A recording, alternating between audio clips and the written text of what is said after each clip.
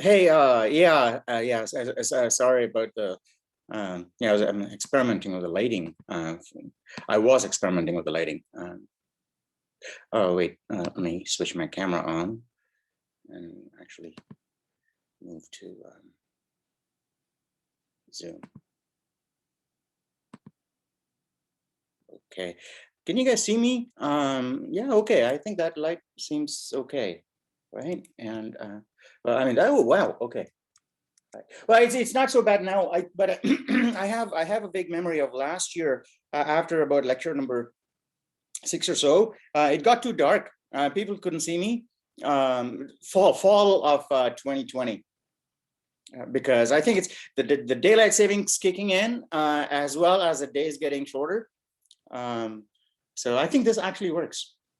I just wish some of the lights for the warm light, warm LEDs, and these are so much more golden in color. So hopefully there's less glare. So that's nice. Great. So let's do this. Okay. We'll just how about for about five or 10 minutes, right? Until the rest of the people get here. You guys can ask me anything. Anything that we've covered so far, or even unrelated to C++ is fine, because really we're just trying to keep the airwaves occupied now. So you can ask me questions now, and then around 8:10 I have an idea, and I think today's class is going to be fun, because I was thinking about this yesterday. I was walking, and I thought, we can actually not just create games in class. We can actually play a game around the creation of the game. So I think what we can do today is maybe divide you guys up into informal two or three chunks of students. I don't know how. Yeah, maybe we'll set up a breakout room. So maybe there's two teams, right? And the teams are fluid, right? People can hop between the two, and then you guys would pick a simple game like NIM or something like that, and implement it. And I can also hover above the two groups and join each as necessary and help out, and then. And then the camera, I don't know, we'll have to figure out how this works. I clearly haven't thought this through. It has to be recorded and all, and then only one stream will be able to be recorded at any time. We'll figure it out. I don't know. It's not critical. It's super duper critical that everything gets recorded. All right. So yeah, well, let's just keep chatting for about 5 or 10 minutes, and then we'll start. Look into gallery mode so I can see all of you here. What isn't stored in gallery mode automatically?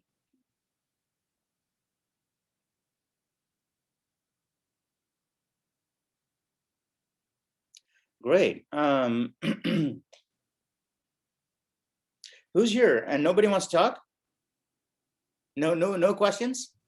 I guess I'm wondering about header files. Like, why do we have them? Yeah, sure. Does everybody understand why Alexandria is asking that question? Why do we need to have these include files at the top, in your C++ programs? There's a whole bunch of crap you stick at the top, right? Not just the header files. You say using namespace sometimes, right? That goes at the top. And then some people also put constants and hash defines, and a whole lot of stuff goes at the top. So, but Alexandria's question is, in particular, of all of those, why do we just stick an entire file in there right now? Well, what that means is that I'm writing a 5-line program that says print hello, 5 lines. Yes, I mean we can imagine it's 5 lines, right? So main, bam, bam, bam, bam, bam, right? Print hello, and it's 5 lines. But obviously, that's a lot of high-level stuff in that program, right? It says English, like it has English characters and it has English words that we can relate to. And well, cout is not something you can relate to, but at least you know what's going on in C++ syntax. But what the compiler sees is not those 5 lines, because those 5 lines hide an enormous amount of complexity that is so routine in all programming languages, right? So any programming language you take, in the beginning, we have a little bit of time, so I'm going to, blabber on. So can I stretch this out for just a little bit? Is that okay? Right. So in the beginning, whenever you wanted to write something, do something very simple, right? Write something to the screen, right? And you didn't have C++, you didn't have anything, and you had to write everything in machine code, right? And even in machine code, you had to write assembler. You can use assembler libraries, right? No, you can't even use those libraries. Everything has to be written by scratch by you, meaning you're talking directly to the CPU one-on-one using the assembler instruction set. I don't know how many of you are doing computer architecture, right? But the way the computer runs your program is that your English-like program in C++, believe it or not, it is very, very English-like, right? Totally nowhere near what the computer sees, right? Is taken by another computer program and translated into something that an electronic circuit can understand. That, what can a circuit understand? It doesn't have eyes and ears, and no, it doesn't have human senses, but it does have the ability to feel current. That's the only thing that physical things have, right? So whether something is flowing through a wire or not, is it live or not? You touch it, you get a shock, it's live, right? So everything needs to get translated into the language of the CPU, which is, and the CPU is just sitting there blissfully and saying, all I can understand is yes or no, right? Because I can tell if there's current, I can tell if there's something, I can tell if there's nothing. That's the only thing I can tell, right? And so everything needs to get translated to that before the CPU can understand you. And so does everybody follow? That's the loop, right? That's in fact, that is the end-to-end process, right? Starting from the thought that originated in your head in a bunch of neurons in organic juice, right? That's where the thought originated as electrons firing off. And then you translated that into language, which other humans can understand, right? And they wrote that on a machine, which was able to read that, and it had a program that could read that program, that what you wrote, and translate that into something else that a machine can understand. So that is the entire loop, right? So starting from end to end. If you're comfortable with that, then all that remains is basically just zooming into a particular portion of that, right? So it's like that entire spectrum of light, right? The visible light is a sliver, right? But you say that's where I want to focus my attention. So you turn the Hubble towards that direction, right? And let it expose for 5 centuries or something like that. and so that's really what we're trying to do. Once you understand the end-to-end, you're basically king of computer science, because then it allows you to specialize. You can say, well, you know what? I want to be a hardware engineer. I want to build the best possible chipset possible, right? So I want to build a chipset that will interface directly with organic circuits in the brain. All those interesting possibilities open up, right? Because the end-to-end process, what excites you. And just because you're stuck in the trenches in one of the deep, areas doesn't mean you don't know what's going on there, because the whole thing, right? And then you can hop around in computer science. You get a lot more insight, right? When you do things in one area, that that's the best thing to do, because some other area would be affected favorably, not badly, by what you're doing here, which seems locally efficient. So those are the insights that computer scientists basically leverage and value. Any scientist, really, any thinker. So that's what we bring to the table. And I don't know, we started off with Alexander's question about include files.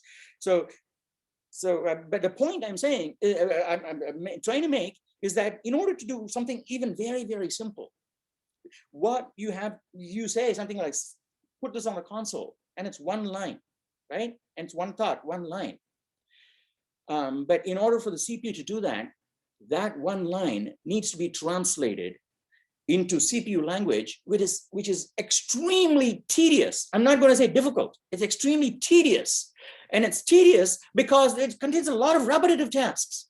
Because it may have a task that says, well, you know what, this thing needs to be written on that screen, right? And so I'm not going to go into the libraries of device drivers and things like that. I'm directly going to the screen and writing all the device drivers code is broken out. You're going into the CPU, right? So you're going to say, I'm going to go and paint that pixel white, right? I'm going to go and return. So next pixel, do the same thing. Next pixel, do the same thing, right? I'm going to do that like 4 trillion times.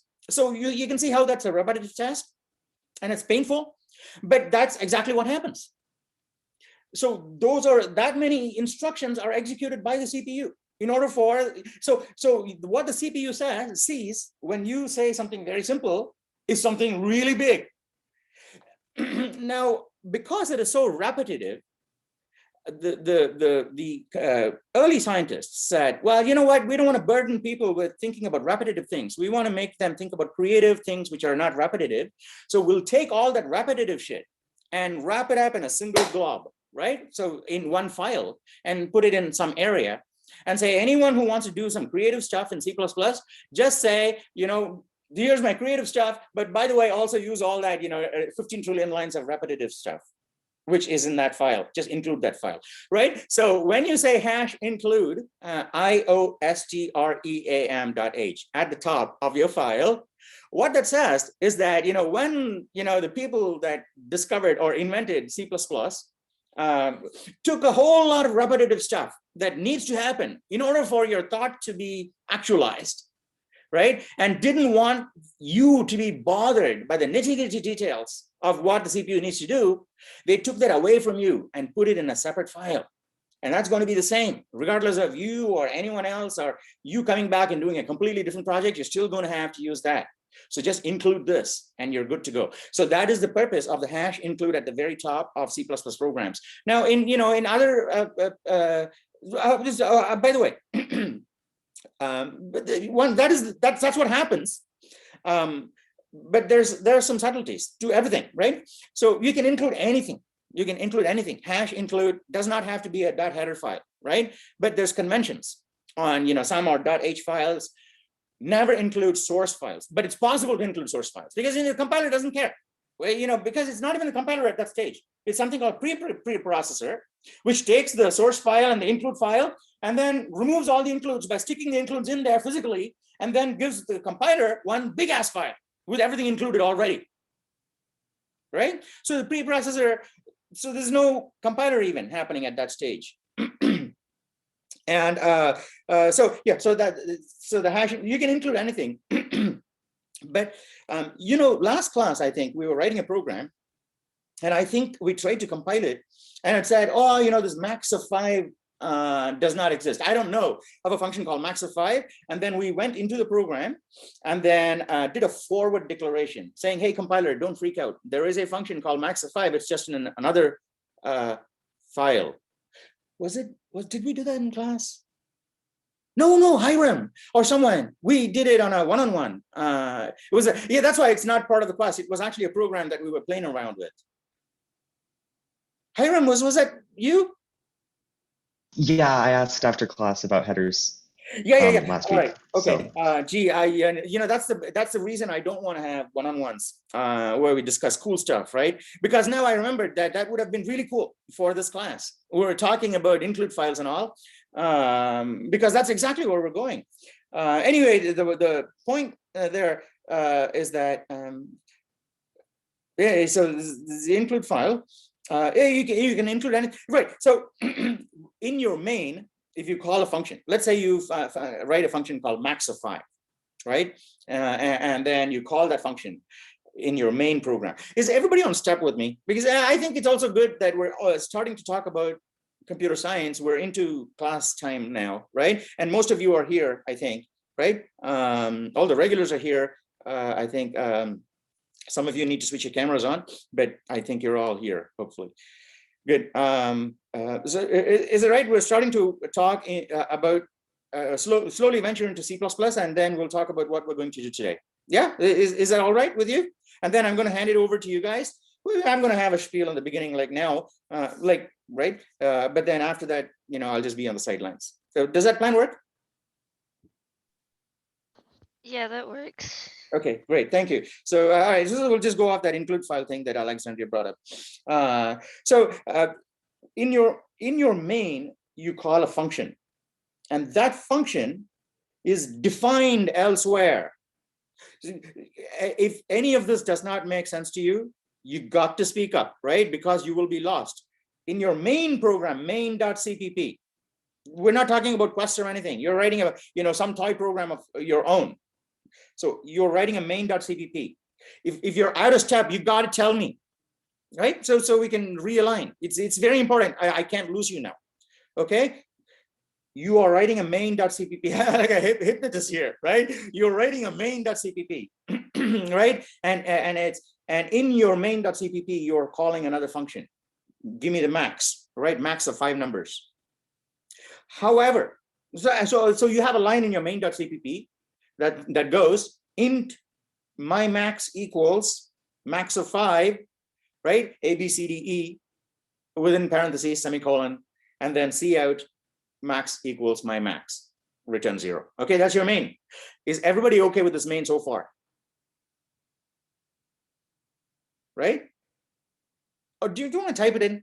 Does anybody want to take the screen? We'll just type it in, right? I think it's much better. Why the hell am I talking, right? And try, speak like a magician, right? It's a C++ class, and most of you are, online. Just grab a screen. We'll just talk this through, right? And eventually that will become one of the teams, right? And then, the other team can do the other game, and then we'll go with that, okay? So how about one of you, not Alexandria because she went last time. Maddie went last time. Who else has got another? Hiram had a chance. Okay. Lay had a chance, I think. Anybody else wants to go now? Jared, do you want to take the screen? Hey, Jared, are you frozen or you're not moving? Hello, can you hear me? Oh, all right, you're moving now. Before I couldn't tell if you're basically just sitting there very still, or you got a photo like that. Yeah, my internet's not great. Okay, so that's kind of cool. Yeah, right. sure, I can take the screen. Okay, well, internet is okay, I hope, right? Because you don't want. Yeah, I think it'll work. Okay. Hold Also, on, let me Yang, you should get ready to go take the screen at some point, right? Today, is that okay? All right, so open up any editor, and then we'll just do a main, and then as you're typing in the main, we'll start talking about this, right? No, it's actually going to give you a main automatically. Okay, all right, yeah, you can get rid of it. Yeah. All right, now, and then change that printf hello world to your cout. No, int n equals int my max equals. Yeah, this is what I was talking about before. I forgot. Yeah, equals. Put spaces around the operators. It's easier. All right, equals. What do we call it? Max of 5, right? You can call it anything, right? Max of 5. Use camel case, so it's not the same as our question. No. Use a camel case like you did with your variable. So how do you want me to do that? max, lowercase max. And then uppercase m. No, uppercase o, max of 5, right? O, and lowercase f, and then uppercase f.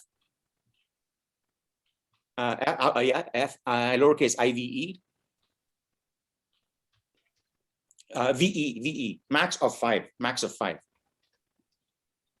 VE, yeah, okay, and then open parentheses.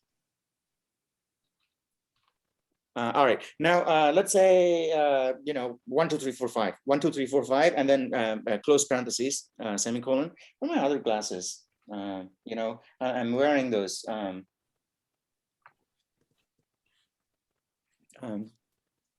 right, semicolon at the end.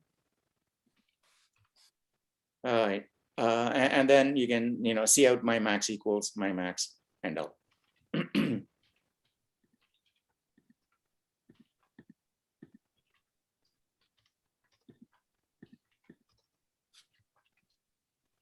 We're actually, so in this little process, what we're trying to do now is actually going to create our own include file, just like iostream.h, and see the motivation for that. So everybody totally understands exactly what Alexander is saying, and then we know our motivation for doing exactly what we do, right? So I think it's a very instructive exercise. Whenever you do cout, here's a good practice, Jared. I find that for debugging, right? So later on in later requests, you any C out, always tag it. So that when you look at the output, you're not trying to figure out which one it is, right? So tag it saying my max equals within quotes, and then my max, right? No, not in comments, in the output. So just say within quotes, you say my max equals, yeah, my max equals, yeah, space, and yeah, no, on the same line, yeah, no, double less than again, left shift, right? No, you put the quote there, put the quote. Yeah, and then yeah. Also, use spaces around your operators. I think you have to get into the habit. Maybe you're using a programming language in which. All right. Like that. And then end line. Yeah, left shift end line. You have to left shift it. You know, yeah, double less than. All right. Now, before you compile it, don't compile it now. If Max tries, if Jared tries to compile it, the compiler is going to complain and say, "Hey, you're calling a function called what is it? Maxify? Yeah. Is everybody on board with me so far? Yeah. All right. So the compiler is going to tell you, "Hey, you're calling a function called Maxify, but where is this function? I don't know." Right? If it was some other function like the double left shift and so on, left shift, believe it or not, left shift is also a function, right? It's just not written in the usual way like other functions, but it's actually a function because C++ gives you some niceties, right? In fact, there is a functional way of calling the left shift operator too for output, but let's not. So it's just a function. So, but it knows about those functions because that function is defined in somewhere that it can go through the iostream.h. Right? So it knows iostream.h tells the compiler, don't freak out when you see the left shift, right? I've got you covered or something like that, right? For these particular objects. So, but in this case, it's going to say, hey, Maxify, I don't know, right? Where is it? So now compile it. It's going to complain. It's not going to go through this, you know? Yeah. In fact, you probably need using namespace because let's put the using namespace to make sure. STD semicolon and blank line after that. Yeah. All right, good. Yeah, if you compile it now, it'll probably. Oh, not iostream.h. It's just iostream. All right. What is not declared?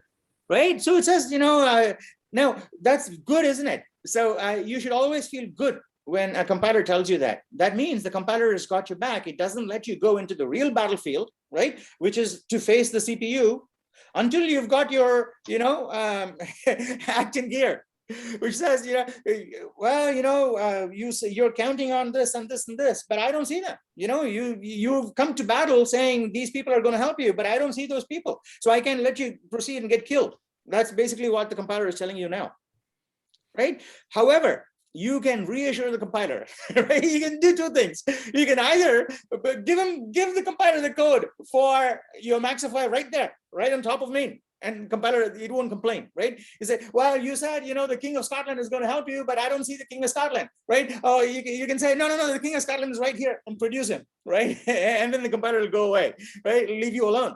The other way you can do is specify the compiler, right? Is to tell the compiler, hey, don't worry. Here is a letter from the King of Scotland, you know, guarantee that he will support me, let me through, right? So there's two ways in which the compiler will have you back, basically trying to protect you, right? Trying to make sure you're not going to get killed.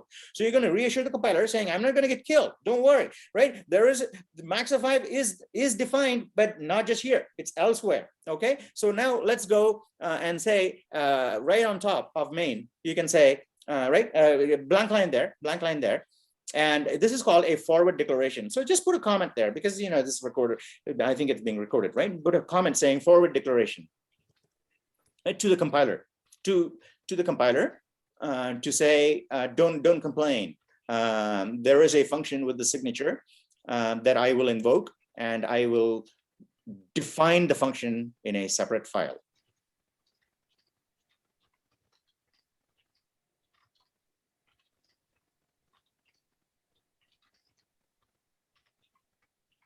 Hang on, let's change that a bit, okay? Forward declaration, and then break the line to the next line. Yeah, next line. right? And then you can say, reassuring the compiler. You can say reassuring the compiler. We're making these notes for students who may have missed this lecture, who can read this, right? Without having to listen to me, they could actually look at the code and they'll know, right? Reassuring, ASSURING, yeah, reassuring the compiler, the compiler, okay, the compiler, THE. Compiler that the following function signature that when I call a function with the following signature, that when I call a function with the following signature, don't freak out, I will define the function in a separate file. Is that okay? So when I call a function with the following signature, NATURE and signature, yeah, signature, NATURE, signature, right? Right, enter. Let's go to the next line, right? Yeah, don't freak out. I will, and then within don't freak out. I will, and calm, or whatever, right? As period, within quotes, you can say, I will define the function in a separate file or elsewhere. After its invocation. After you see it invoked. All right, I think that's much better. All right, so you can say, I will define the function after you see it invoked.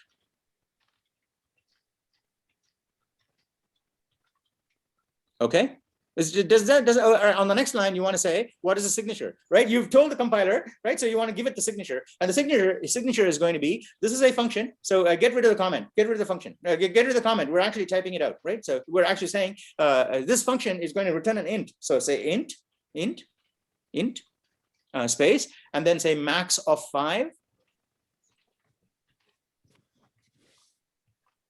right? And then open parentheses. No, open parentheses. Yeah. And then it takes 5 integers, right? 5 integers.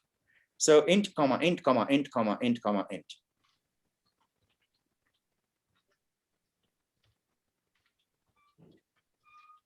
You have to make sure it's 5, right?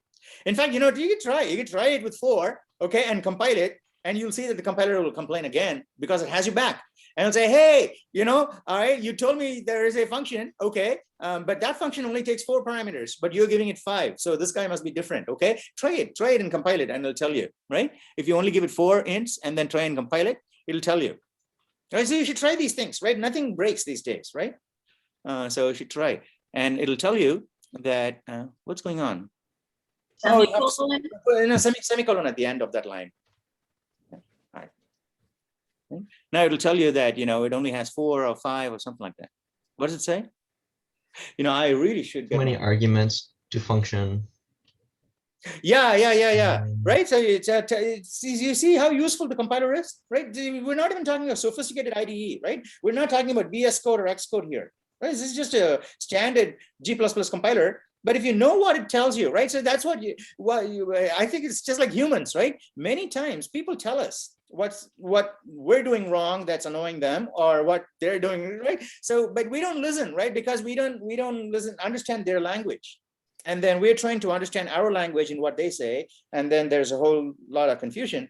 But once you understand what the compiler tells you, right? Understand the way in which the compiler is trying to tell you that information, right? It's the same. Whether it's couched in a very primitive language like G++, it's not primitive at all, right? Once you understand, it's like Chinese and English, 2 different languages trying to say the same thing, right? So part of understanding C++, a very small part of understanding C++, is also trying to understand the language of the compiler, right? The words and the phrase choices used by the compiler to indicate certain things that are wrong, right? If a doctor tells you, right, so you got, right, so some condition, that's medical terms, right, and they may use completely different terms to talk to someone else who in the know. So and that's things they pick up, and likewise, you'll make your whole programming life so much easier if you just get not just C++ knowledge, which is what the the curriculum demands of you, but also compiler knowledge, right? Because once you know that that's what the compiler is trying to tell you, first of all, you feel reassured, right? You feel safer rather than, because I see a lot of students who are terrified of compiler warnings, terrified of compiler errors. Oh my gosh, if I do this, the compiler is going to barf at me, right? But no, that is the opposite effect, right? Think about it. Because the compiler has your back. It's trying to save you. It's trying to save you from writing a crappy program that will basically destroy you. And so the first thing that you would say is that, well, you know, there's something wrong with my program that the compiler has flagged, right? So it's not letting me do something wrong. So what is it? And let me try and understand what the compiler says, right? Rather than look at the red ink, which is what a lot of people look at, right? They look at the red and say it's bad. Let me see it. Let me look at what the red is trying to tell me. And then you read what the red says. And the red would say, hey, you know what? And that's exactly what it said, isn't it? What does it say? You know, let me get my other glasses, okay? Because I can't use with my screen so small, and then your console even smaller than that, and red on black, right? Okay, all right, give me 1 sec.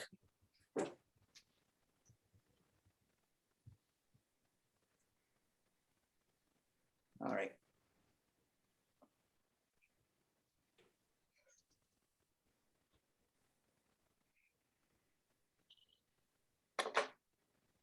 All right, hopefully this.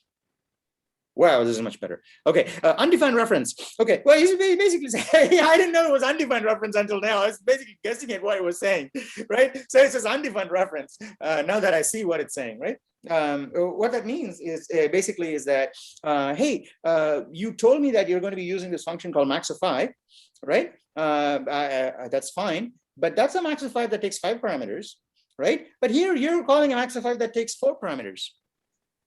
There's something here. They're both 4. I have 5 here. Okay, Yeah, you had I'll 4 rerun before? it again. The Yeah. error was when you had 4? I just put in 5 and then I ran it just to see what would happen. Oh, okay, all right, good. All right, so I see you were actually Here's 4 now. That's right, right? Yeah, that's right. You were 1 step ahead of me.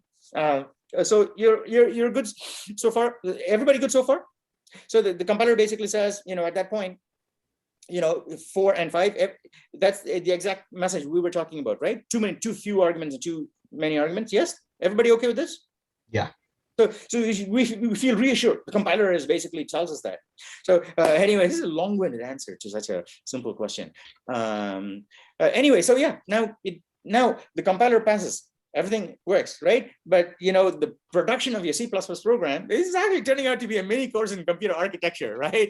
Because the production of your computer program is the final program is like a movie, right? So it's a movie. It's starting with the actors and everything, and the soundtrack is integrated together, and so on and so forth. It has to go through all these processes, and final thing, you know, the final cut, right? The final cut, you know, the editor and everything gets the okay, and that's nowhere near, right? So it's very different from.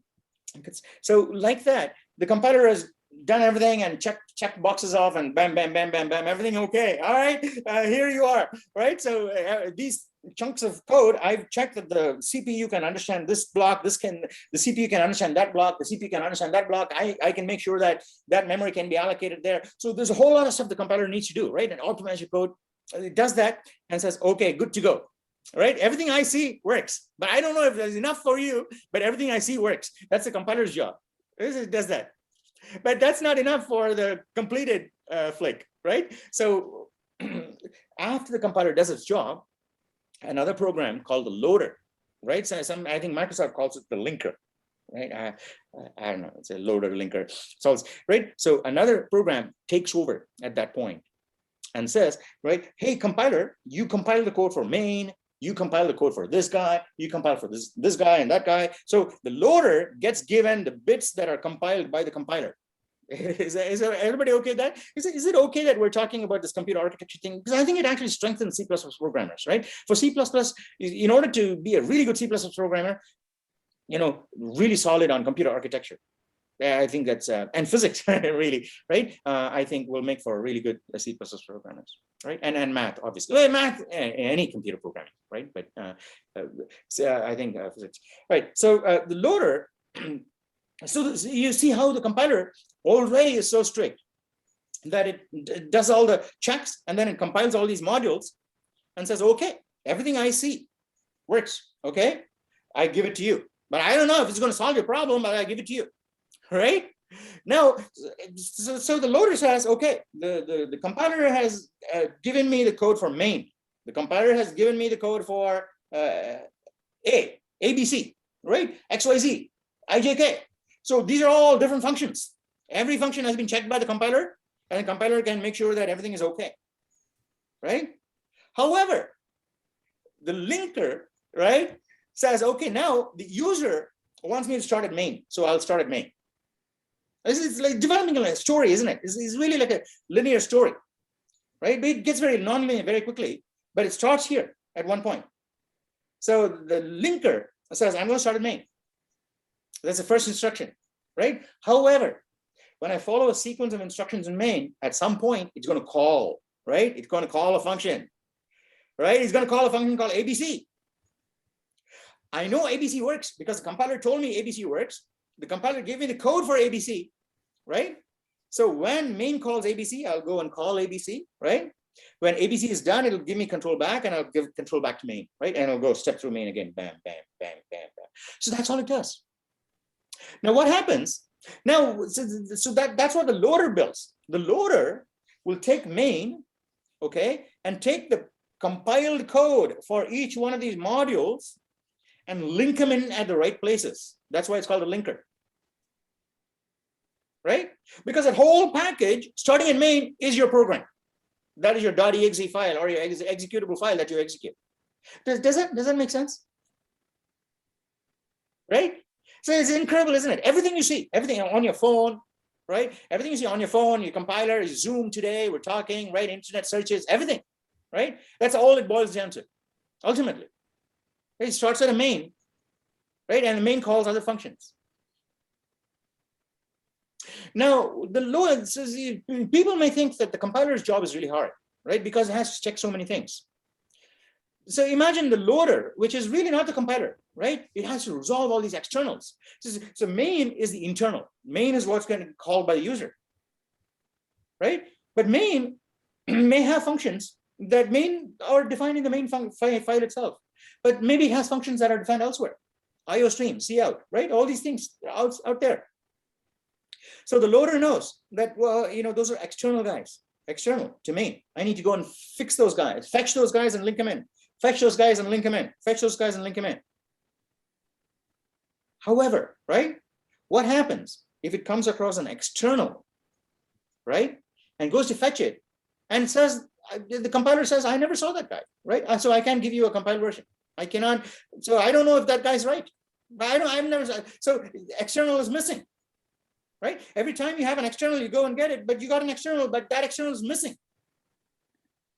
So that is called an unresolved external, right? So how many times have you come across an error when you have a program, you're trying to run a program, and you have an error called an unresolved external? That means you have a variable, all right, or a function, right? And the compiler was specified by the user or the programmer saying, don't worry about it, pass it through, because it will be defined elsewhere. And the compiler says, okay, I'm going to take your word and pass it through, right? But the loader, when the loader was run, you didn't fall through, you didn't come through on your promise. You didn't actually supply it like you promised the compiler. So your reassurance was false. And so the loader couldn't do its job and says, okay, well, I can't give you the final executable you asked for because it's an unresolved external. Does that make sense? Was this useful at all? Right? Okay, yeah, all right. Okay, so what does it say? Too many arguments? No, fix the number of arguments, Ryan.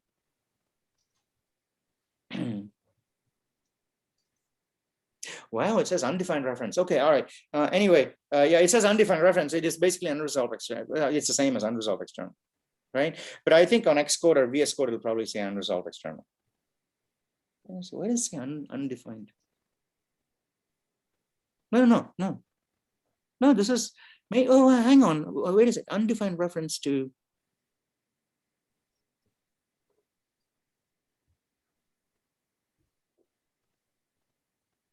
all right, hang on, let's do this, okay? Jared, can we experiment a little bit more? Turn that Yeah, go semicolon for it. right there. Yeah, turn that semicolon right there. Yeah, turn that semicolon into open braces right there. Open braces. No, open braces. Open braces. Open braces. Yeah. Next line. All right. Just say return 0. So this function, right? It's a space 0. No, space 0. Yes. All right. Semicolon. Enter. Close brace. Right. Enter blank line. Blank line. Blank line. No, not there. No, blank line after the brace.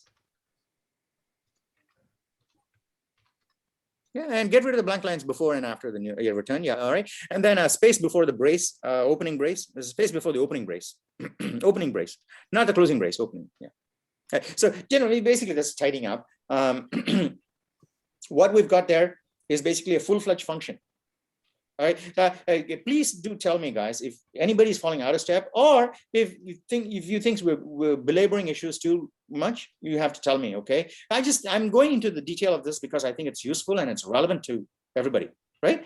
And I don't think we come across these situations in everyday lectures. That's thanks to Alexandria. All right. So here, what we've got there is a complete function. Yes or no? Right, so we've got a complete function. Now, if you compile this and run it, it'll go. It'll work, right? My max equals 0, which means. I have a question. Yeah. Why don't you have to name the parameters? Oh, because all we need to tell the compiler is that just a signature. If you can name the parameters, honestly, the reason I think why we got into the habit of naming parameters, 2 reasons, right? One is people accidentally, the first time, people thought, this is so hard to create these declarations. I'm going to copy and paste the function header lines, right? So they copied and pasted, and when they copied and pasted, there was a function parameter names. And then they just got rid of the opening brace and put a semicolon there and made that a declaration. And so they got an automated process like grep or something to generate a whole lot of those. And then it was a lot easier to write a compiler that can tolerate these names and discard them. And then soon after that, they found that having those names is actually better than not having the names, because even though the compiler doesn't need those names, right? The compiler only needs the types, because the compiler just needs to know signature, right? It doesn't need the names.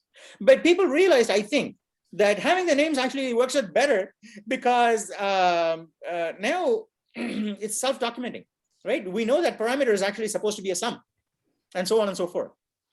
So having names there actually helps in terms of documentation, but you don't need the names. Does that answer your question, Alexandria?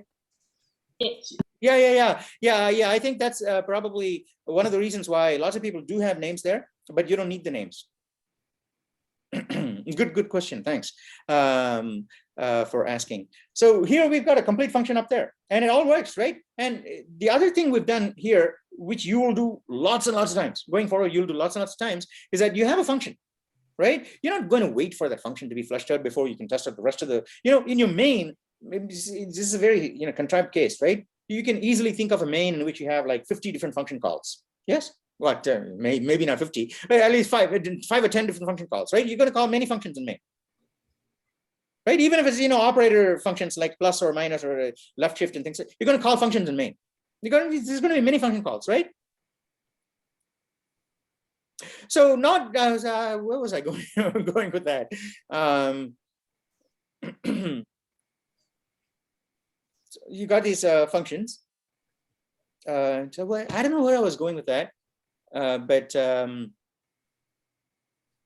right, so there is include files, right? So I don't know, can someone pull me back here to the thread? I think I seem to have lost our chain of thought here. Give me 1 sec to see what I was doing. All right, so you got a function max of 5, it takes 5 parameters.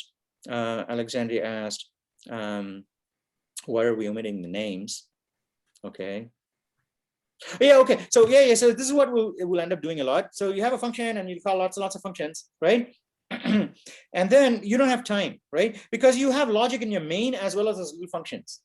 But all these little functions are like max and min and things like that. They're routine functions. You've written like a billion times in your life so far. So in your main, you're going to call these functions, and but you don't have the time to go and flesh out these little baby functions, right? But you want to see the big logic of main. right? You want to see if the big thing picture works, right? So ideally what you want to do is, like Michelangelo or some big painter, right? Who needs all these micro shades of colors, right? He'll say, I want yellow number 433, right? And so on and so forth. But it'll take like 20 minutes to mix that yellow number 433. So he's not going to wait there, but he's got this big picture on the ceiling that he needs to paint. So what he's going to do is that, I'm going to just keep doing this picture anyway, but where yellow 433 needs to go, I'll just write 433 there, right? And let one of my assistants fill in 433 when they mix up the 433. Yes, do you see the analogy here? Okay, all right. So now when I do my big picture, and in that little, cubicle, right, it says a little square, I write 433 and leave it to my assistants to fill in that square. What I'm saying there is really a stub. Yes, that's called a stub. Because a stub is something that, I know how to do that, right? It's going to take me 20 minutes to do that.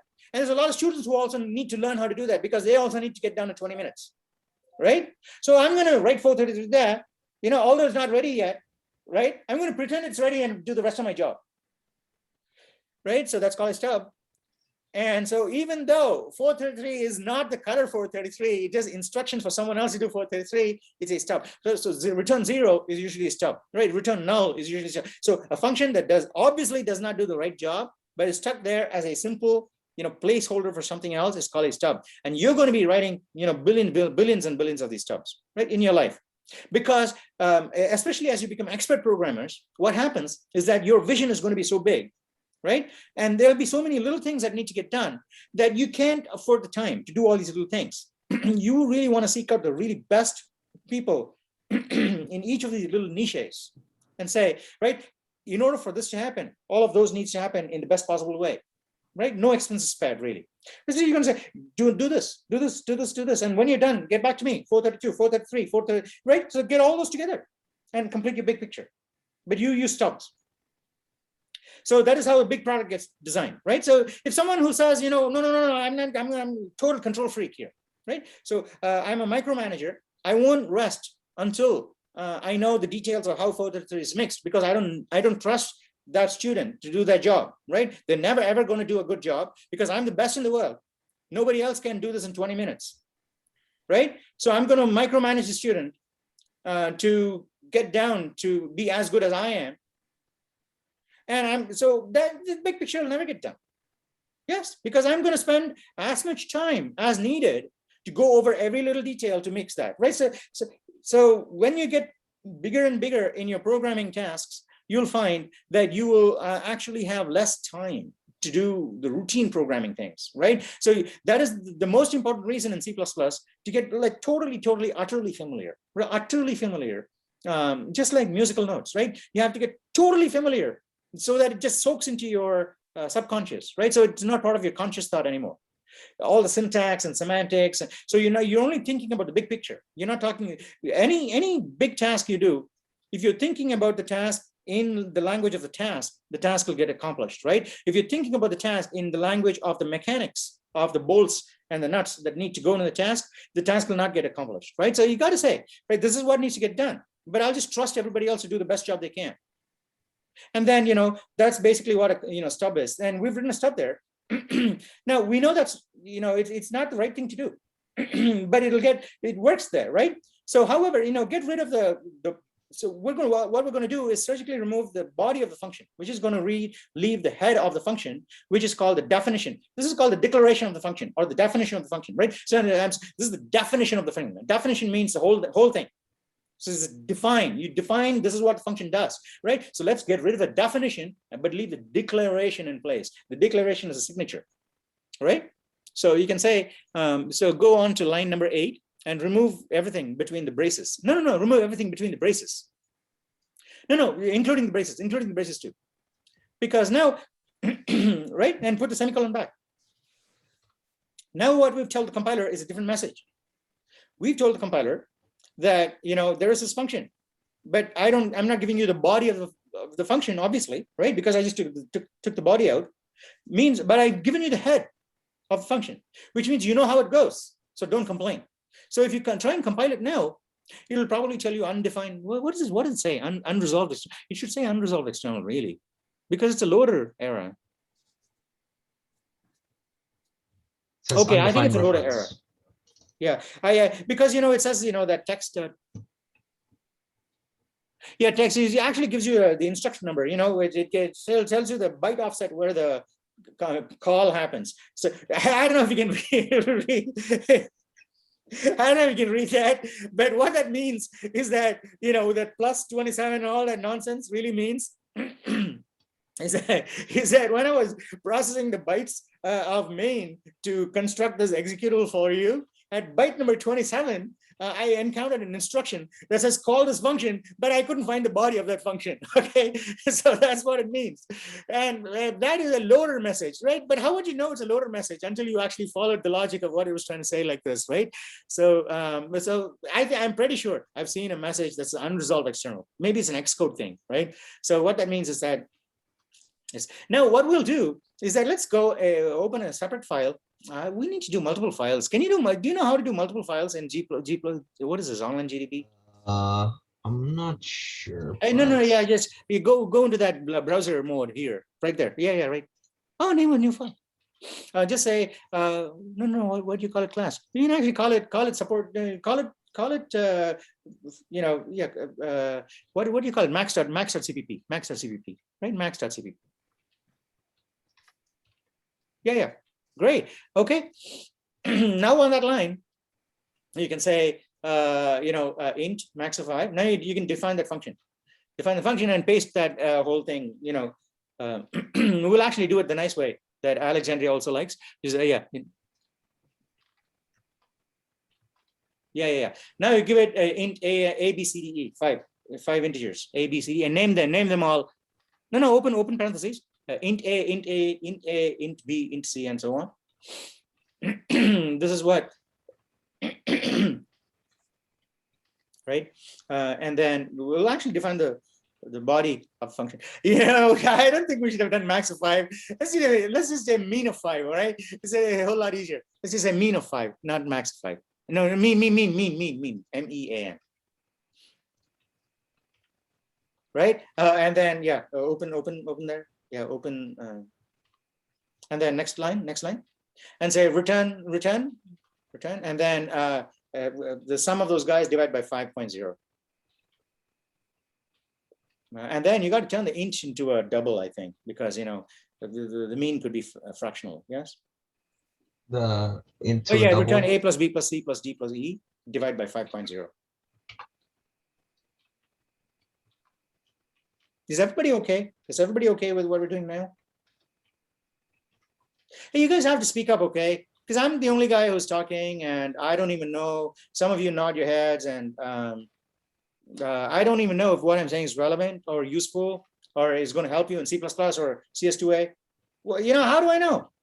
I don't even know. So, some of you maybe CS2B, and you got to tell me, okay?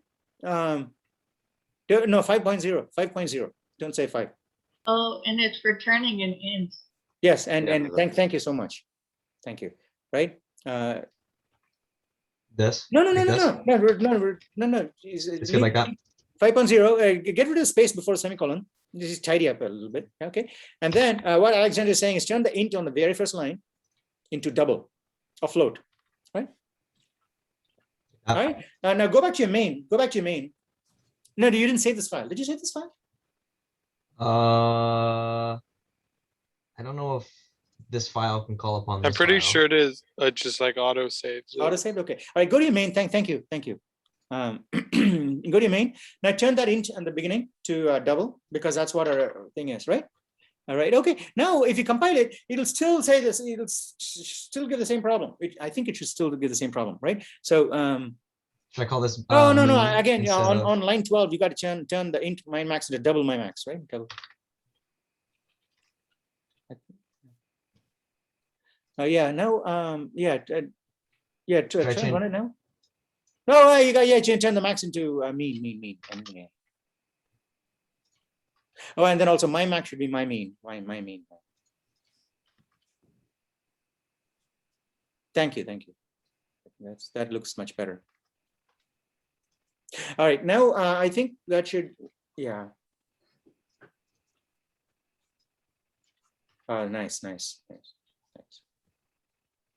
right. Great. Now run it. Now it should still give you the same error because it doesn't know, right? It doesn't know the other file. Well, you know, it works. It works now because online GDB is putting all the files in the same place. Can you open a terminal here? Online GDB does give you a terminal. Where did it? Click the down arrow. Click the down arrow. Right. Yeah. The down Yeah. arrow. No, there. Yeah. Click that. Oh, Jane. Oh, maybe the thing. Yeah. That one. No. There. Yeah. That one. So it doesn't give you a terminal. It doesn't give you a. Hey, Hiram, is this what we used last time? I'm guessing that it calls the G++ compiler on every file that's available there, so it doesn't have to. Yeah. Oh, I see. We had a terminal here before, guys. I don't know what happened. We want a terminal. Wait, maybe it's up here. We did have a terminal here. I'm pretty sure. Language C++. Click on that settings gear on the yellow gear. No. The information. What does information do? Does it give you a terminal anywhere at all? I don't know. Press enter. Oh, press enter. Right there. Yeah, press enter.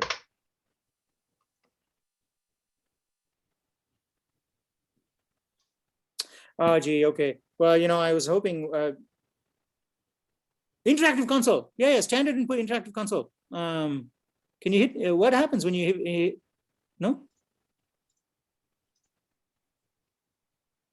Standard Run input your text. program again. Run your program again.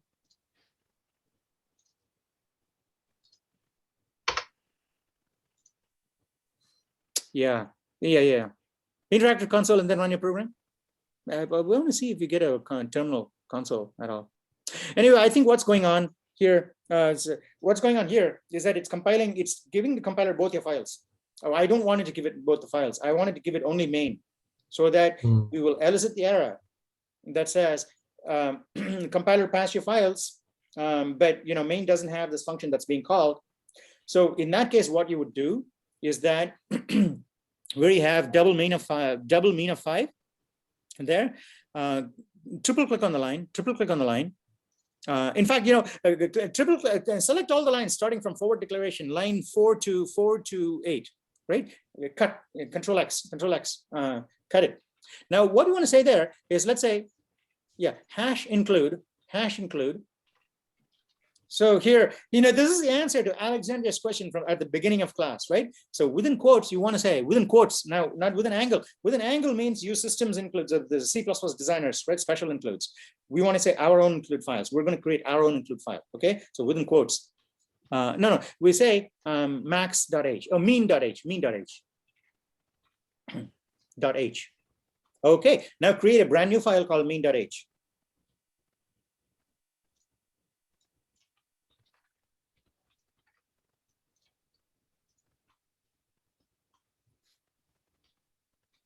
Oh yeah. Now paste it. Paste what you. Not this. Paste. Great. All right. Enter one time. And hit enter. Yeah. All right. Now save it. Yeah. But that's it. Now go to your main.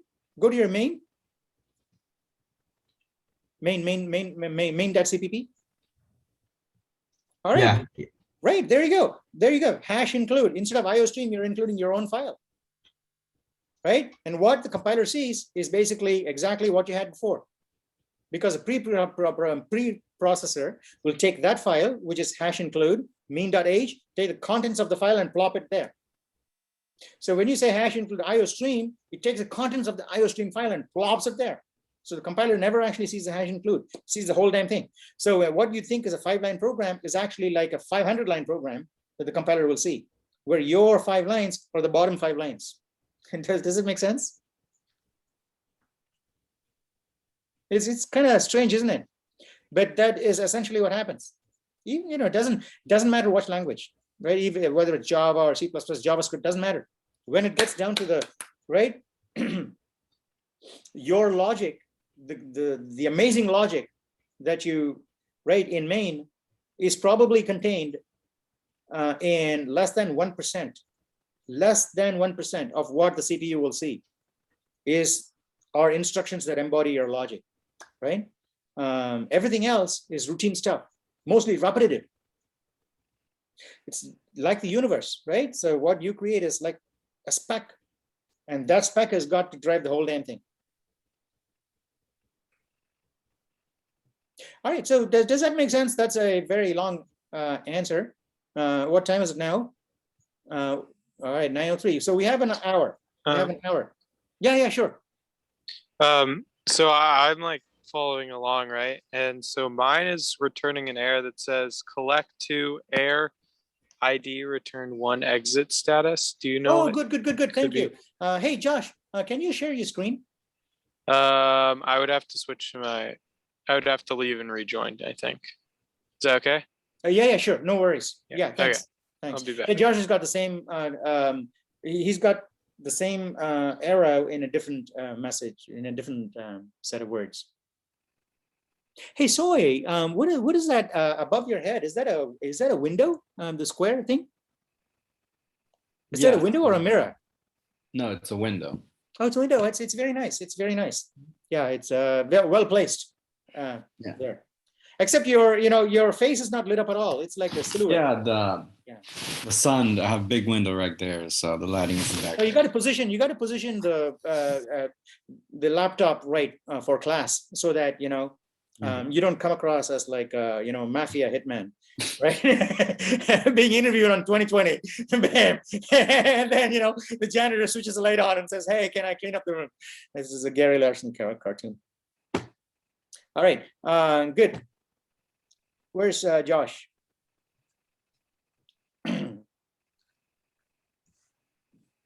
Okay, let me. You outdoors now? Yeah, sorry. Shoot. Oh wow, you're at Foothill.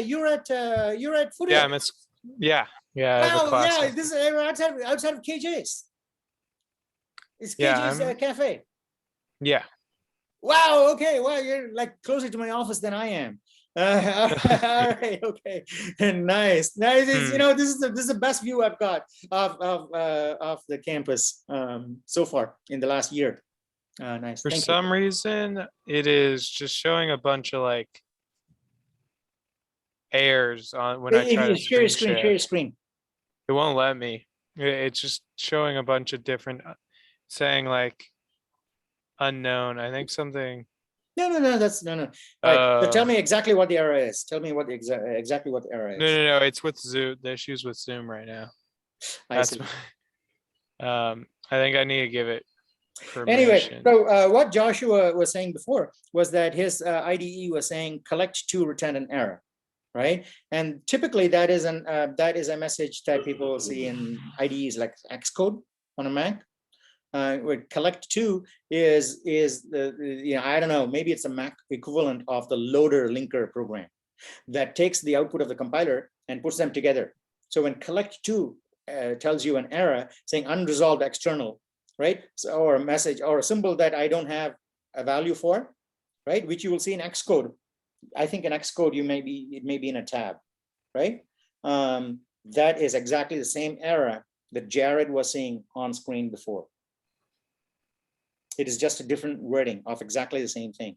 Now, if you have both files provided to the system and you hit the compile button and they're in the same directory, Xcode is also clever enough to figure out, just like GDB, right? All of them need to belong together and they'll look in the same, it'll look in the same in these files and link them together. The only catch is when if you do something like what Hiram was doing, which is compiling things on the command line, right? When you don't have the IDE, when you don't have Xcode, like Joshua, I presume is that a Mac? Do you have a Mac, Joshua? Yeah, I do. And the collect to error, where did you get the error from? Collect to? I was on online GDP because I haven't been able to figure out how to get Xcode to compile. Oh, wow. Online GDB giving a different error. So I'm very interested to see what that is.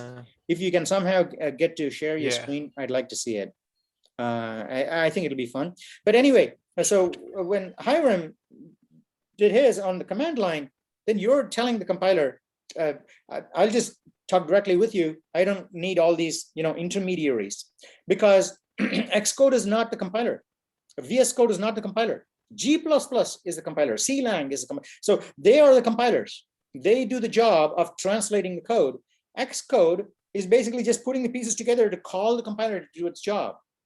And so when you say, I don't need Xcode, I'm going to go like Hiram and actually type in the G++, the actual compiler thing, then you have to do the compiler's job, which is to put all the files together, right? And give it to the compiler. Does that make sense? I'll be back. It has to All right, restart Yeah, Zoom for me to share. Okay, I'll be back. Right. No worries. Yeah. I think you get better internet connection. Yeah, he's out there. I wanted to tell him to, be inside of KJ's, right? Because the light is good as well as the Wi-Fi is good there. So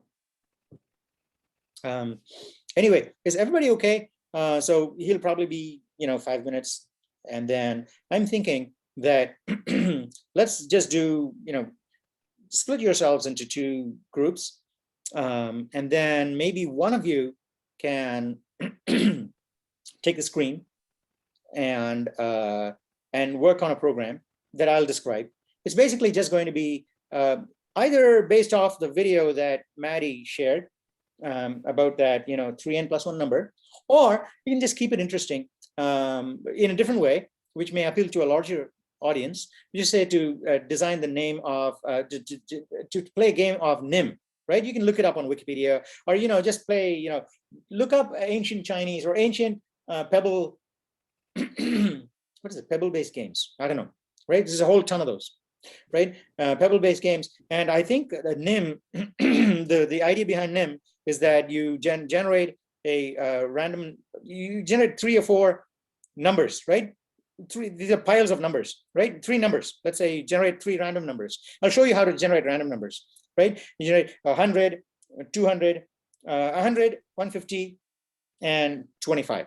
I don't know, 3 random numbers, and then you and the computer are going to take turns.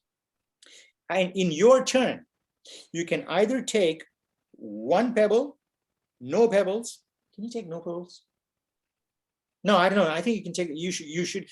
In your turn, you should take either 1, 2, or 3 pebbles. Right, 1, 2, or 3. You can't take more, you can't take less, right? And then the compiler, the computer will take 1, 2, or 3, right? And then it's back to you again. And you have to take turns doing that. And then the person who is forced to take the last pebble is the loser. I think that's the way it goes, right? Or you can make them a winner. I don't know. It's the same. There is a strategy. There's a very easy strategy too. And you can just Google it too if you're interested. But it's actually basically based on modulo arithmetic. You can figure out, right? So 1, 2, or 3 means, I got to make sure that I got to get the one that the other person can't get, which means I got to take the modulo 4, right? But I'll let you figure it out, right? So basically, every time the computer takes 1 away, it's going to take it away to get to the next multiple of 4 or something like that. So, right? And then if you just build that into your logic, it's just one if statement, and then use an infinite loop, right? I can come back for that if you want. Right, and then keep playing with, and then you're going to write that. It's going to be like 10 or 15 lines of code. It'll probably take you a whole hour to do it. This is going to be 10 or 15 joyful lines of code that half of you are going to code together. Right, experiment, see it doesn't work. Right, make tweaks, try and figure it out in your head. Right, work it out on a piece of paper. Right, and look up on the internet to find a good strategy. Try to encode it. Right, do it in a group. Right, the other group is going to do a slightly different game, right? So they're going to do not 1, 2, or 3, or not 2 groups, right? They're going to do 3 piles or 4 piles, or they're going to do a different version of the game of NIM, right? Just look it up, right? And people should feel free to jump from one group to the other, and you should also feel free to hand over the screen, right? At any given time, you're going to be doing, all of you are going to be coding in one screen, or some group are going to be coding in one screen. The other group maybe, on Discord, or not in Discord. How do you share? I don't know. We'll figure it out. Maybe all of you code the same thing. Maybe all of you code the same thing, right? But you should all take turns in handing the screen back and forth, right, to each other, and then. Yeah, it's going to be random, right? It's going to be random. That's fine. And then you can play with the computer. The program that you have written will play with you through online GDB. right? It will choose the sizes of these 3 piles, right? Or, just start with one pile. You'll choose a number, and then you get to choose, you get to take one, and the compiler takes, the CPU takes, you pick a number, pick a random number, 500, right? And then you take one, you take turns and taking pebbles off, right? And decrement the count, bam, bam, bam, bam, bam, bam. And the last person to take the last pebble is the loser or the winner, right? It's very easy to code, 10 or 15 fun-filled lines of code, right? And at the end of class, or on Thursday, or on Reddit, or in a separate Zoom session before then, right? You guys can play it, record it, post it on YouTube, post it on our channel, share it in screen. Next class we'll have, take that to the next level, play some more, right? Maybe add some bells and whistles to it. If anybody's interested, I can show you how to turn it into JavaScript with bells and whistles, sound and visual effects thrown in. All of that is possible, right? But the logic, getting the logic done first in C++, 10 lines is exactly the same, no matter what programming language you do it in, right? Does that sound like a fun little project for you guys to do, right? So that's great. So I really wish we had started on that much earlier. And because, I was thinking before Alexandria asked that question, and I launched off into that spiel about hash include files, which basically took up a whole damn hour of our time, right? But this is good. I was happy I talked about that because I think it was useful. I hope it was useful. Was it useful? Okay, right. So, but what I was thinking yesterday, what I was dreaming of yesterday was that, our class is really cool because I was watching that video and you guys were from last class and you guys were playing around and you were, trying to get the password from the user, and Maddie was saying, get this function and so on. And by the way, the function to use is get password, Google for it later. I think it's called get pass or get PW or get pass W or something like that, right? Google for it. So that is a function you want to call in your program, which will ask the user to type it in, but it won't show the user what's being typed in. So just like a real password. So they can type the username in, and then when they type the password in, it's not going to show up on screen, right? So it's done using a library called curses, right? Which controls the terminal in a very basic and primitive way, right? Nowadays, there are much better ways to do those things, but it's done using that. But that's what you want to use, going back to the video. So anyway, I was thinking, when I was watching that video, I was thinking, wow, this is like some of the hackathons I've seen before, right? So I go to some hackathons and people ask me to come around and take a look. And then I see students doing some very similar stuff, right? So they're just getting together and trying things out, doesn't work. And they're having fun, having jokes, just joking around and eating pizza and having fun, essentially, solving interesting problems. Having fun, solving interesting problems. That'll basically make your day. Right, and that's basically how some of the essentially, good software houses in the world, right, in the Bay Area, they've been formed, right? Just interesting people getting together, right, saying, I don't care about anything else. We just have interesting problems, good food to eat, right? I don't even care about food, right? We just want the food to be like a medicine to keep us alive, so that our brains are alive in this vat of nutrient fluid, so that they're free to think about these interesting things. Right, and interact with each other. So that's essentially and they get together, and then there's like single neurons, these intelligent people just grow their network, right? And they're just being kept alive with nutrition, right? And they don't even care about nutrition and biological needs, right? But biological needs, they come and go, right? Change with age, change with time of day and everything. They come and go, right? So but they're more interested in the non-biological needs, something that is really fulfilling, and they start growing like neurons, right? The intelligent people start attracting each other, right? And just they don't care about anything else, because everything else is automatically taken care of. They're just interacting with each other at the intellectual level, trying to see what they can build, right? They push each other and saying, wow, you can climb that ladder. That's really cool. That is like a Mario on the wall, right? Bam, bam, bam, wall climbing, right? So they're just doing that. And that's a fantastic feeling to have. And every one of you will probably experience it at some point. And that's essentially what's going on. And so this is like a hackathon. And let's do that, increasingly from now on. And let's try and keep my spiels lower and lower. So starting from now, let's just do this hackathon thing.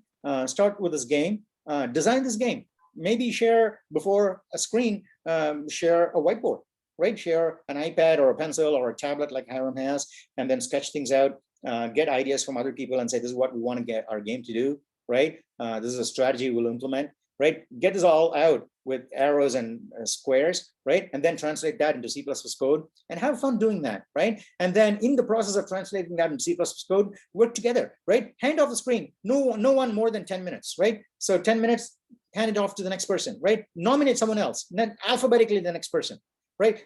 Of the list of people you can see, pick the one next to you, alphabetically next to you, and keep going like that, right? And keep doing that, and see your program come to life.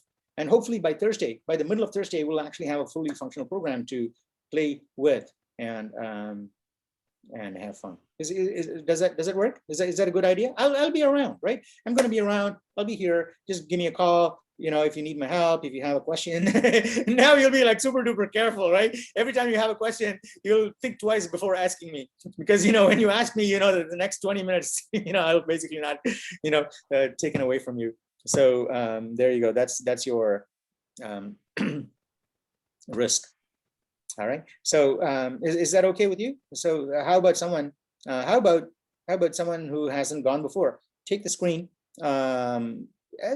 Or maybe someone with a whiteboard or a tablet before.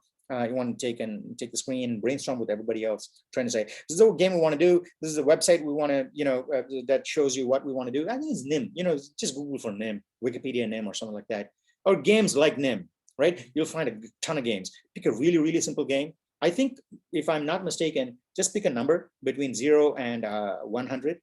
Pick a number between 0 and 100, and the computer and you take turns in taking out either 1, 2, or 3, right? You got to take out 1, 2, or 3, right? And your strategy has got to depend on finding out how many to take out and whether you go first or not. That also matters, right? Maybe that matters or not. Well, maybe you figure it out, right? So you got to figure out whether I got to go first as a computer, right? Which means the computer always takes the first move. And then after that, it's guaranteed to win, right? Or it doesn't even matter. No matter what the user does, I'm always going to win, right? So you find out, and then you're going to encode that. It's very easy, less than 10 lines, and it's going to be really, really fun. So just call me and patch me into the loop anytime. Does that work with everybody? Before I go, I want to take off and make sure. Everybody okay? Hands up, hands up. Zaid, I can't even see you now. I have a quick question. Are we doing 2 groups or No, just do group? one for now. I haven't figured out how to do multiple cameras and multiple recording. Yeah, is that all right? Just do one, but make sure you all take turns, okay? And then you got to be vocal, because if you're not vocal, you may not even get called upon, right? Maybe Shoei is coding, and then maybe Maddie's got some ideas and she's not vocal. And then when he's done, okay, well, now I think it's time. Maybe James should take over, because Betty Check is alphabetically. I don't know, right? And so he passes on to Jim, although Maddie probably has something that. So you got to be vocal and talk together, right? I'm pretty sure you're not going to be talking over each other. So talk together, have fun. I don't know. You've gone to a hackathon, right? I mean, Foothill has hackathons from time to time. Yeah, our CS club has a hackathon. I should talk to some. This person. In our Foothill club, Madhav something. His first name was Madhav. He was a student. We did my 2A, 2B, and 2C, right? And then he was also running the CS club at Foothill. So maybe I can find it. But he runs hackathons at Foothill all the time. And I've announced that in classes before. But hackathons are like that. You just get food and everything else taken care of. All you need to do is just show up and solve interesting problems, right? And even if you don't have solutions, just stick around the whiteboard and see if, this is how the guys are doing it. Maybe is there an easy way to do it, a better way to do it than what the guys are doing. Hey, can you try that? Hey, what are you doing? Less than or equal to there. Maybe you can shave off a couple of cycles there, right? All those really, really cool, really interesting things, right? Interesting conversations. They call water cooler conversations, but here they're whiteboard conversations, and it's really fun. And these are chances to have them, right? Because these are really the nuggets that, little things that polish you into being really, really solid professional programmers, not book knowledge of C++, right? Everybody who goes to high school these days done APCS as they know programming.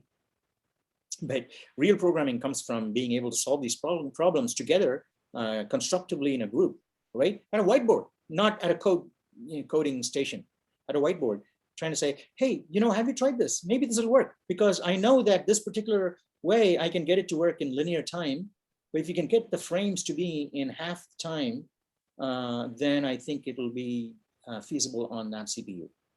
How is that? You know, and we just, there's no CPU, nothing involved there. We're just talking about something near a whiteboard or a water cooler, and already, you know, the groundwork has been laid for a new product, right? Maybe it's not even going to work, but what's the loss? 20 seconds of talk. But if it works, that's like years of entertainment, enjoyment, right? Incredible achievement and fun. So those are the things that you want to aim for, and have lots and lots of those, right? And don't try to have lots and lots of pages. Pages are useful, useless, right? Have lots and lots of these experiences. These are priceless. All right, enough of me blabbering on. I'm gonna, should I just step off screen? Okay, I'm gonna have this mute video, mute audio also. I'll step off. You guys continue talking. I think at the end of the hour it'll stop recording, and just call me and anytime. And even when I'm talking, just just feel free to tell me to get lost. Okay. All right. All right. See you later. Bye.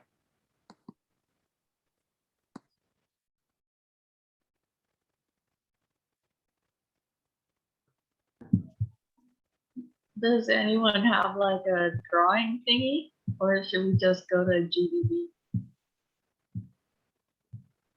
I think we should probably just go to GDB. Maybe I could Probably. use I mean, I do paint. have it, but I've already like. What? I mean, yeah, I have a drawing thing, but you already knew that. You know, I have a tablet. I just don't know how to connect it. Ah. Well, we can just go to GDB. It doesn't. Yeah. All right. Who hasn't done sharing yet?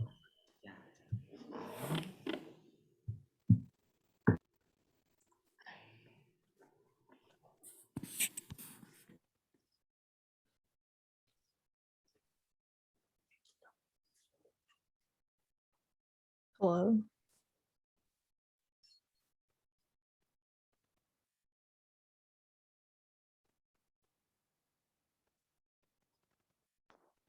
I was one of the people that had a turn sharing last week, so I probably shouldn't go to give someone else a chance.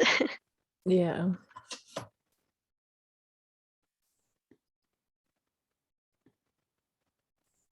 Okay. Am I gonna be all right? I mean, I haven't. Why don't you go, James? Yeah, that sounds good. Okay, yeah, I can do that. All right. Sorry, man. Incredible.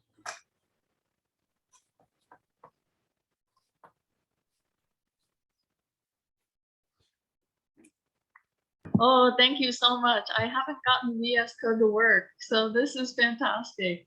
Oh, what isn't working with it? Well, like I try to get IO screen imported, and it says something about like my file path, but I just have to Google it. Yeah. Okay. Oh, yeah. Yeah, you have to do a lot of stuff. You have to like put compiler in your path. Yeah, In your path. I'll figure it out. Yeah, yeah. Quest 2, I probably need it.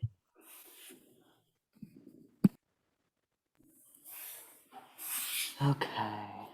So we're making min. Yeah. So are we doing the one pile version? Should we just start with that or something? They're the versions. I don't know. Yeah, one file version.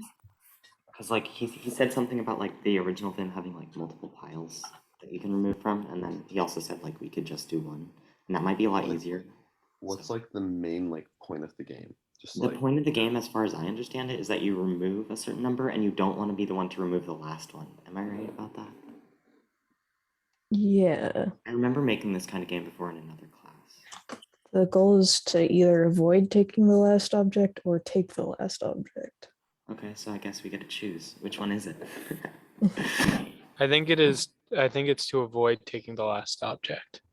Okay, then we'll go with that. okay, so should we make like start off with an int of like 100, and then we keep on subtracting from it the amount Yeah. that they enter? So we Yeah. would want a pile number. I don't know. What should we call it? It's a great name for it. Pile? Why not? Pile. Pile works. Int pile. And then make it equal. Wait, what do we want to equal to? Like 100? I think 100 was what. Yeah. I don't know. That seems kind of high, but Is this supposed to be different each time or no? I don't. I Does it? think, oh, yeah, are you supposed to know how many start in the pile? Yeah, I think so. Okay, Mhm. I think you're actually supposed to choose how many are there. It seemed like that's what he was saying, was you have to choose how many are Okay, that makes available, sense. and that's anywhere between like 0 and 100, I think. Okay, that'd be interesting. Let me look at How the would Wikipedia for this. How would you ask for like a number? Like from should we do the whole installation thing, or should we just trust people to only enter the right things? let's Never trust trust people. users. Let's just trust users since we're the only ones using it right now. Yeah, right now. Or just go with fine. 100, like you don't have to change it. I mean, I we think could, yeah.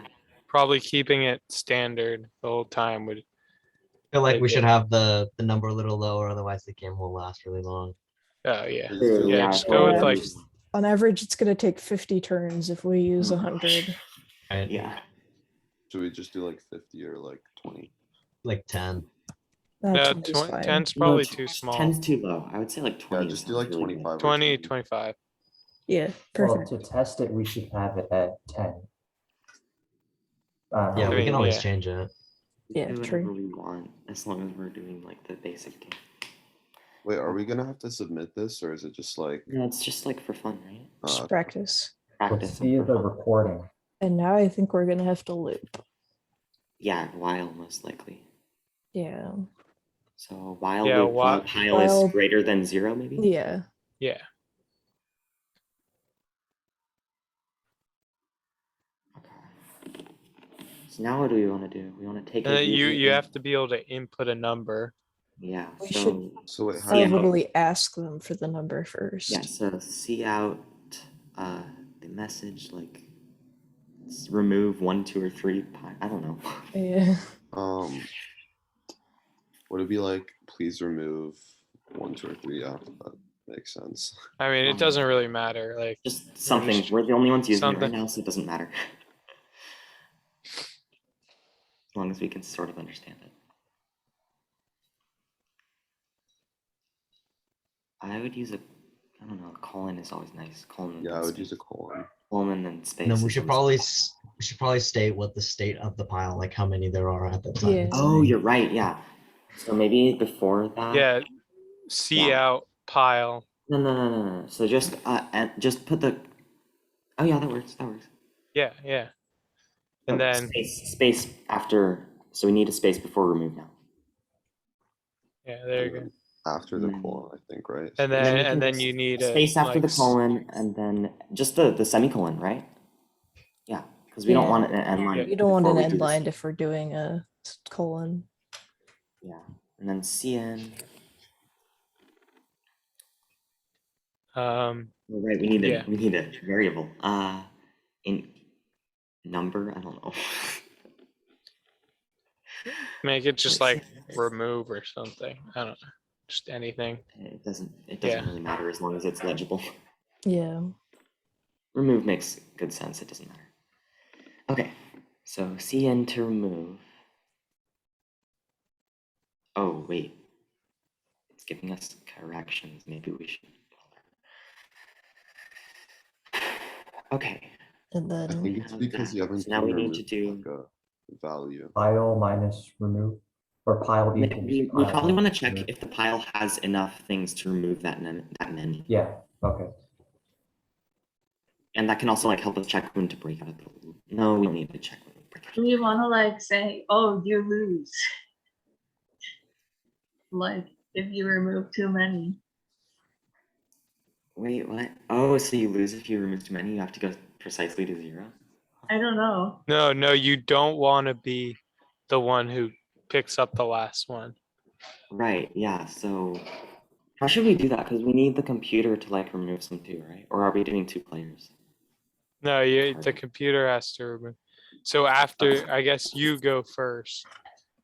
Yeah. And Okay. So we after- go first. The player goes first, and then after the computer goes and chooses somewhere between 1 and 3. Somehow.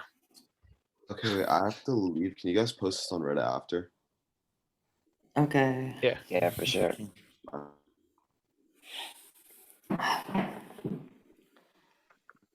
But what the computer picks isn't random, right? Like it's trying to It's- win. Yeah, but I don't think we So should be implementing the an strategy algorithm. for this, if I remember correctly, the strategy for this is to like always remove the number that's like the opposite. So like modulo 4. So like if the player removes 1, the computer removes 3. And then it only works if the pile is like a specific number so that it ends in 1 after you remove a certain number of times, and then the computer always wins. So in this case, wouldn't it be, since it's 4, we would want, for the computer to always win, we would want it to be using that strategy. It would have to be like 13 or something. okay, then just make it 13. It does. This the pile size? Yeah. Yeah, and then you can have the computer just remove 4 Yeah, so it minus can be- remove. Yeah. Yeah, that's pretty good. Then it should always win when it's 13. So how would you write that? How would you write for the computer to remove? Well, first off, we need to complete the if remove is greater than pile. So if remove is greater than or equal to pile. Wait, no, that's not it. We want it the other case. If remove is less than or equal to pile, right? Yeah, that Because way we only want to it'll remove it. actually run. Yeah, and then we do pile minus remove. And then minus equal. pile minus remove. Pile minus equals minus equals. Wait, no, that's not it. That's not it. That's not it. Is it? Wait, no, because you can't. The equal has to be the first one. That'll work. That'll work. Yeah. Yeah.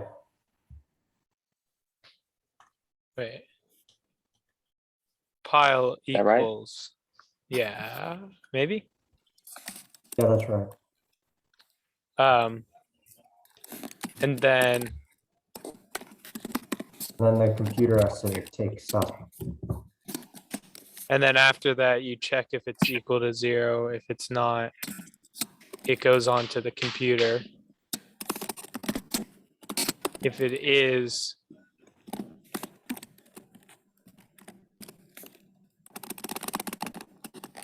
then you say you lose, like just see out you lose.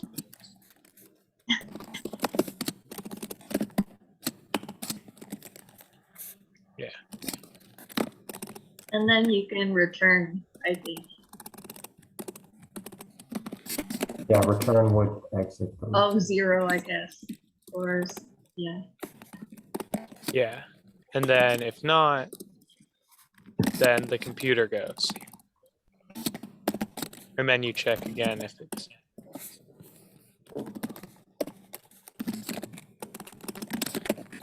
And what was our code for the computer going again? So the computer's gonna do 4 minus remove. So I think you need to make another variable called like computer remove. We don't even have to do that, right? Or do we? I think you should keep them separate. I mean, I was thinking that we could just like directly subtract 4 minus remove. I think it makes it just a little clearer when it's. Okay, sounds good then. I don't know. And then, yeah, then pile equals computer remove. Yeah. So the perfect strategy is always enter 0. We should. Can't remove 0. if it Yeah, did sorry. that would be the perfect strategy. Yeah. Yeah. There's a way to make it so 0 would return like an error. I'm sure there is. You want to test it out now? We could put it here. Well, why don't we need to check if the computer loses as well. So just copy the if and replace it with you win. The if pile equals 0.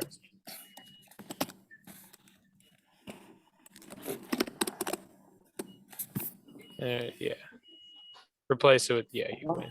I think we might not That- want to do the return 0 at the end. Because we want to do return 0 no matter what. So if we bury it in if statements, it might not run, and that could break the program. No, I think, yeah, you should put it, At the you very should end. put of it main, at the yeah. end of the while state, inside the while statement, outside the if statements. You'll have to put it outside the while statement. Outside the while So- statement. Yeah, and, yeah. I think Yeah, to get outside out the of- while state. To get out of while, can you do break, or will that You just can. take you out of the if? Well, Well, it will either keep way, pile repeating will the be while less. statement until Well, it's pile less will than. be.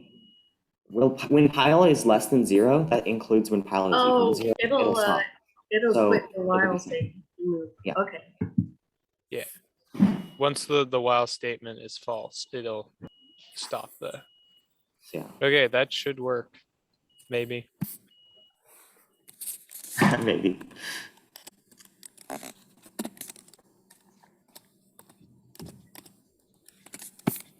Sorry guys, I have to leave kind of early to go to a dentist appointment. All right. See ya. Have fun. Is there a not Yeah, read I older? forgot. Yeah, I need to run it from a Let me use terminal. Tue. What about for Can you just Really? click on Okay. terminal then? Does that work? I don't know. I tried to do this on VS Code and I thought it was too annoying, so I went to terminal programming. I don't know. You could just copy this into the whatever online GDP or whatever. Make sure you get the top too. The includes.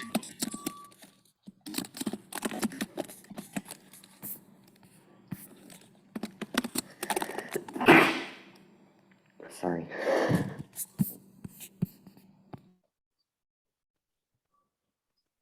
What is the website called again? Online GPP? Online GDP. Okay.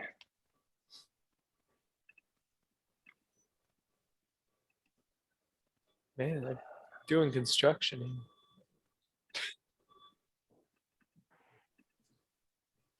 Oops. It's fixed on this page. Hold on a second.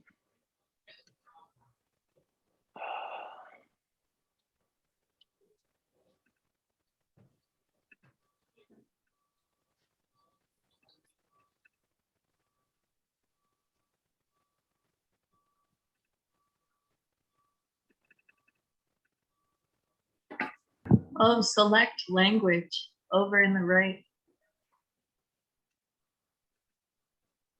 Oh,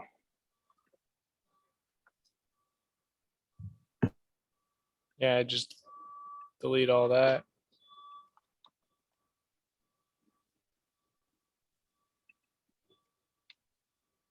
wow, what? How do you run it? Those There's are a button at the run top. button. Yeah.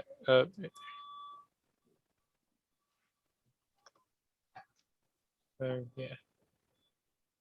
I don't think the computer. No, the No. computer when we're just not printing anything. Oh, okay. Yeah. So do like one. Damn, Yeah, I then- lose. Hey, you lost. There you go. Okay. Computer's so cracked. I think we don't deal with remove greater than pile. I think that's all we missed. Yeah. So maybe Yeah. Try run it again and see what happens when you put in like 4.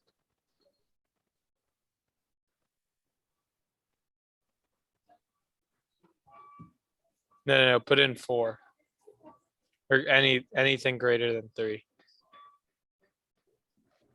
Okay, yeah. Yeah, it didn't work. Yeah, no, that's good. Well, We like don't want it if you put to remove 3, 4. it'll still fail. Like if you put 3. Yeah. Yeah, because you Oh, don't yeah. want it because there's only one left. That's good. Yeah. I guess that sounds good. I mean, you could have an else statement that's just like gives you a warning and then goes back to the beginning of the while statement that's like put in a number less than the pile. If you really want to get rid of that.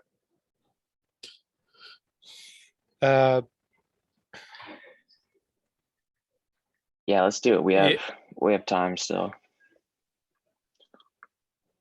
So like add an else with remove less than equal to pile else, and then we print warning.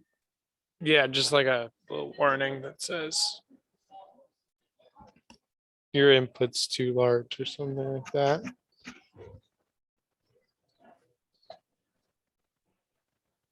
Just put in a 1 to end it. Oh, there you Put it in a one way.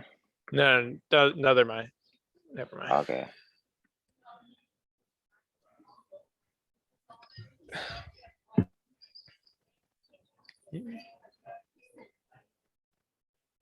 Yeah, so it's down the, yeah, it's two Line lines. It would be 2 32. lines above the return. Yeah, line 32. Yeah. And then else. No, Yeah, no, or- you want it in, no, you gotta, wait, I'm confusing myself. You're good. Go for it. Yeah, else. See out. Just see out.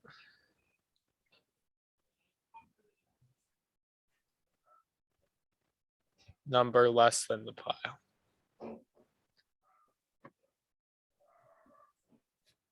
Yeah, that seems good.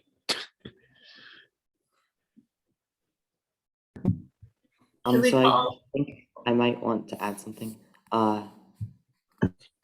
For my program, because I was also doing this, right? Something you might want to add for the computer remove when you say like you win is that it has to be pile is less than or equal to 0 because the computer will always remove 4. So it could like go below, and it's a good practice to probably do it for the player too. So.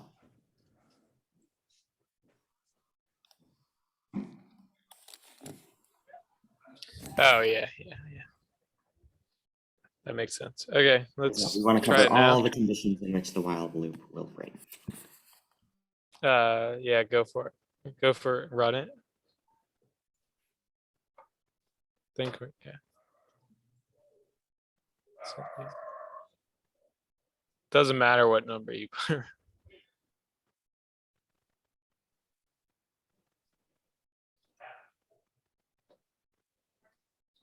Yay. Oh, we should change it to less than or equal to the pile. Which one? No. He's The talking see about the out else. statement. See out Just the statement. text. Just to less than or equal to. So as another like precaution, I also added like it has to be less than 3 and greater than less than 4 and greater than 0, because you could enter 4, and if you had done that when it wasn't 1, then it would have sort of worked. No, It would it work. shouldn't. The computer would have subtracted like negative.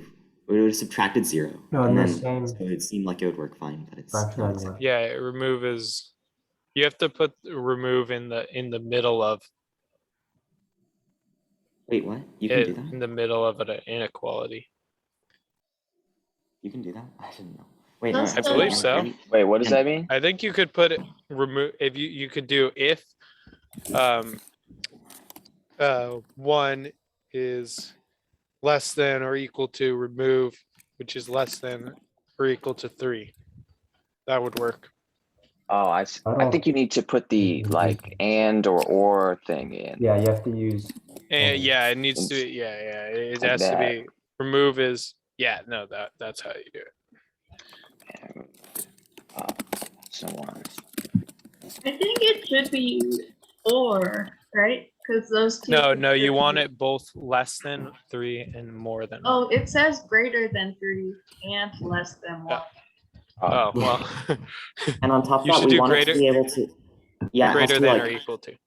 Yeah, greater than or equal to. Less than and equal or equal to. Less than or equal But to, and then greater than or equal to for 1. So invert the but it signs, can be like 1 and 3, right? Yeah, exactly. So Yeah. That's want why the you need to equal. have it less than or equal to. Oh, he's checking for the opposite case. Yeah, If it's yeah, I was not. doing the Oh, okay. opposite. Then you would want the or. Then you would want the or. Yeah. Oh, you're right. Yeah, it can't be both. Yeah, and then Yeah, we okay, would say, that's fine. I don't know. I don't We know what to could do in that case. probably just do continue. Continue. Oh wait, But I don't know. Yeah, how yeah, you No, could do it continue. it should just I not would, get what to I would the do next. is, what I would do is then make the if else and else if under it, right? So that you could like chain it, right? Here? Yeah, no, you have to put that around everything else. But No, what? no, like, You could Oh, have no, done no, this okay. one in the remove is less than or equal to pile. yeah, So yeah, remove is that one less should than or be an equal to else if, pile, right? Yeah. or I mean, else if. and remove is greater than 1, and remove is less than 3, something like that. I No, think sir, what you're doing Getting is great, coffee. actually. I gotta I go. think. Sorry. Can I try something? I have my next class. Okay. Alright. See you guys. See you, Josh. Can I try something? Because I think that if we made the remove is less than pi or equal to pile and else if, and then we put it on that one, right? On the if, then it would check for all the cases. Here? No, the actual if statement. If remove is less than or equal to pile, if we made that an else, no, the other if, yeah, that one. Here. If we made that an else if, right? So else if, Oh, I see what you mean. Yeah, yeah. and that would help check for all of the different. Yeah. And then we could do a see out statement in there. And Bye, here? guys. I've got to go. I have a meeting. Alright. Okay, See ya. Bye. Bye. Choose a number 1, 2, or 3.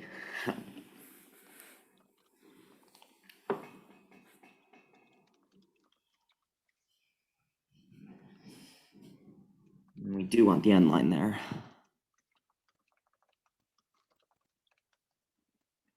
Yeah, let's see if that works. This is getting sort of big.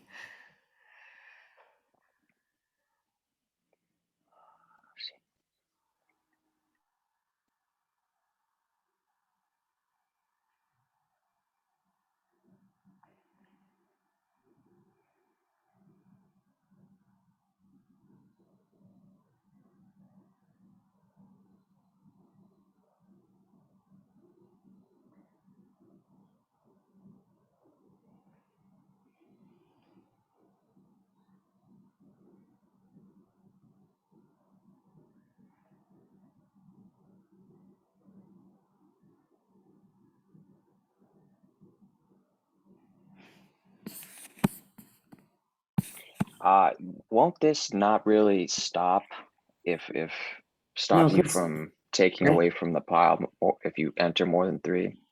No, because if you do that, then it will go into the if statement and it'll say, oh, remove is greater than 3, right? And then it'll see out, and then because it's an else if, it'll skip all of the other stuff and then go to the next while loop. So it won't do anything. That's why it had to be an else if there. Okay.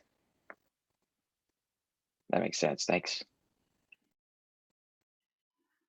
But yeah. If we wanted, we could also like reorder it so that all of the else if remove it less than pile stuff is in like the else statement, and then make it so that the else if statement is actually like if remove is greater than pile, and then we would get like our error messages up on top, and then we could have the actual code below. But it doesn't really matter, so we can just run this and see if it works.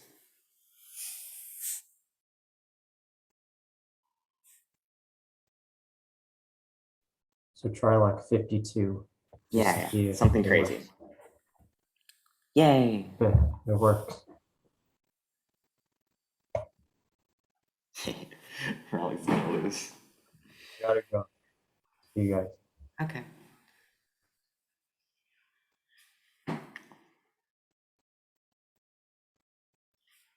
Wait, I'm gonna do that myself.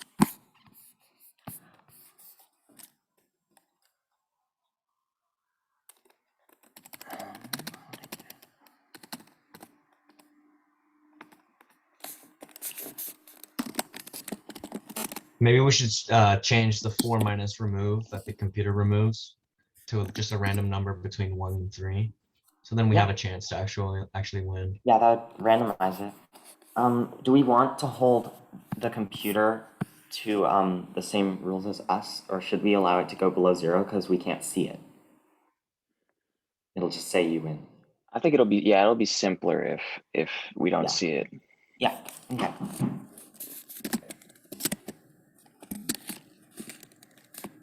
How do you generate random numbers again? I have no idea in C++.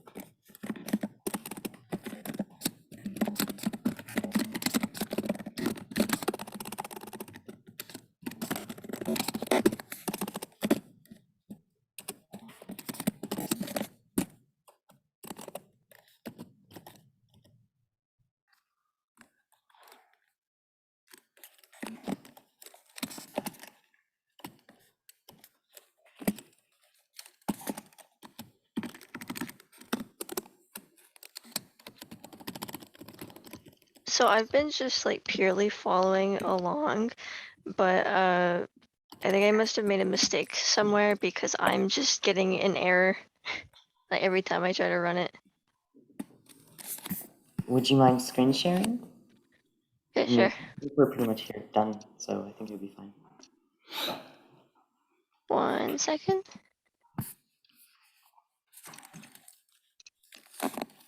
I think that's the right window. Yeah, it looks like it's working. Okay. Yeah. So we have a while and oh, because your while loop ends. So your while loop has the curly braces, right? Before your else if statement. And so all of your Right here.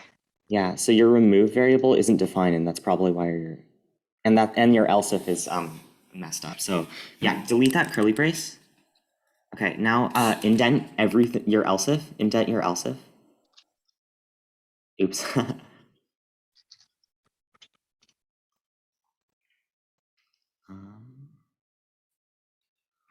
And then okay, so now you're missing a curly brace at the end. So go to the very end, but not the last curly brace, so the second to last curly brace. And then enter. And then go back a tab, yeah, and then put a tab before that, because we like the indentation to be nice and orderly. Okay, and then so move the else if so that it's on the same level as the cout stuff, right? You only have one else if. It's the else if remove less than equal pile. So move that up. There, okay. So now your if statement, if remove is greater than 3 or remove is less than 1, you need the curly braces there. So make a curly brace. Like at the end of it? At the end of that line. Okay. And then on the line below the cout statement, make another curly brace, the end curly brace. And then indent the cout because we like our indentations. This cout or the first one? That cout, the one that you're on. Okay. Okay. So now what it's doing is it's going to go through that if statement, the first one, and if the number is not one of the 3 numbers that we like, it'll ask us to do that, and then it'll ignore the rest of the code. Okay. Now then it'll go to, if it is, it'll go to the else if, and then if the else if is true, which then it'll run our program, right?